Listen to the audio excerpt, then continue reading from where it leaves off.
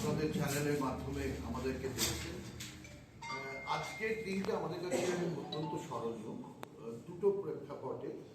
একটা হচ্ছে আমরা এনএসএচএম নলেজ ক্যাম্পাস থেকে বহুদিন বাদে আপনাদের সাথে দেখা হয়েছে, দেখা হচ্ছে, আমাদের সত্যি খুব আনন্দের জায়গা এবং আপনাদের প্রত্যেককে অভিনন্দন জানাই যে আপনাদের এত কর্ম ব্যস্ততার মধ্যেও আপনারা সময় করে আমাদের এখানে এসেছেন।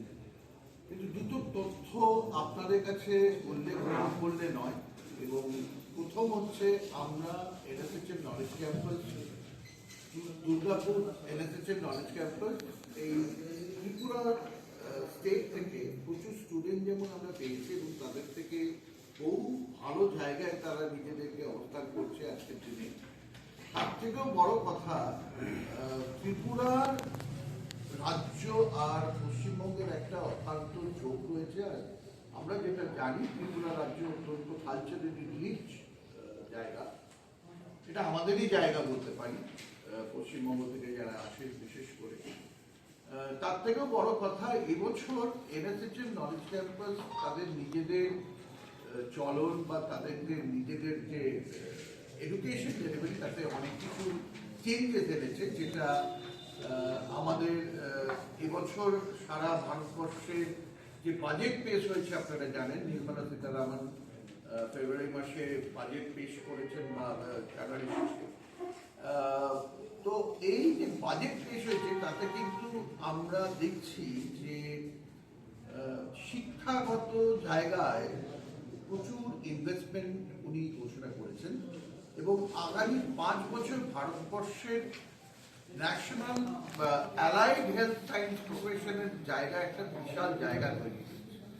এবার অ্যালাইড হেলথ সায়েন্স বলতে কি বোঝায় সেটাও উনি বিস্তারিতভাবে আলোচনা করেছেন, আপনারা সবাই নিশ্চয়ই সেটা অবগত। আর কেন ত্রিপুরাতে এসে আমি এই কথাটা বলছি, বিকজ ত্রিপুরা সরকার আর সেন্ট্রাল সরকার মোটামুটি কাঠামোগত দিক থেকে তারা একইভাবে চলছে। ত্রিপুরাতে এবারে উন্নয়ন প্রচুর হচ্ছে এবং আমার মনে হয় যে উন্নয়নটা এবারে বাঁধ ভাঙা পরিস্থিতি তৈরি করবে, সেটা হচ্ছে এই অ্যালাইড হেলথ সায়েন্স। আমরা বিগত দিনে যখনই ক্যারিয়ারের কথা বলেছি বা শুনেছি, তাতে তিনটে জিনিস নিয়ে আমরা কথা বলতাম। একটা হচ্ছে ইঞ্জিনিয়ারিং, একটা হচ্ছে মেডিকেল, বা ধরুন যারা কমার্সে চার্টার্ড অ্যাকাউন্টেন্সি করে। কিন্তু অ্যালাইড হেলথ সায়েন্স যে একটা দিক খুলে দিতে পারে এবং সেটা একটা বিশাল জায়গা সৃষ্টি করতে পারে ইন টার্মস অফ এমপ্লয়মেন্ট, সেখানে এটা ভাবার ব্যাপার আছে। এবং প্রায় 1000 কোটি টাকার উপরে ইনভেস্টমেন্ট আপনার সেন্ট্রাল গভর্নমেন্ট থেকে বাজেটারি ইনভেস্টমেন্ট বলা হয়েছে। আর এটার উল্লেখ করার কারণ হচ্ছে, এখন যারা ডাক্তারিতে চান্স পায় না বা যারা ইঞ্জিনিয়ারিং করতে পারে না, অ্যালাইড হেলথ সায়েন্সের ক্যারিয়ারটাকে তুলে ধরার জন্য কতগুলো কোর্সেসের কথা বলেছেন আমাদের নির্মলা ম্যাডাম। সেখানে অপটোমেট্রির মতন কোর্স, ক্রিটিক্যাল কেয়ার টেকনোলজির মতন কোর্স, ডায়েটেটিক্স নিউট্রিশনের মতন কোর্স, সাইকোলজির মতন কোর্স, রেডিওলজি ইমেজিং টেকনোলজির মতন কোর্স, এই কোর্সগুলোর কথা উল্লেখ করেছেন। কোর্সগুলো না, এই প্রফেশনের কথা উল্লেখ করেছেন।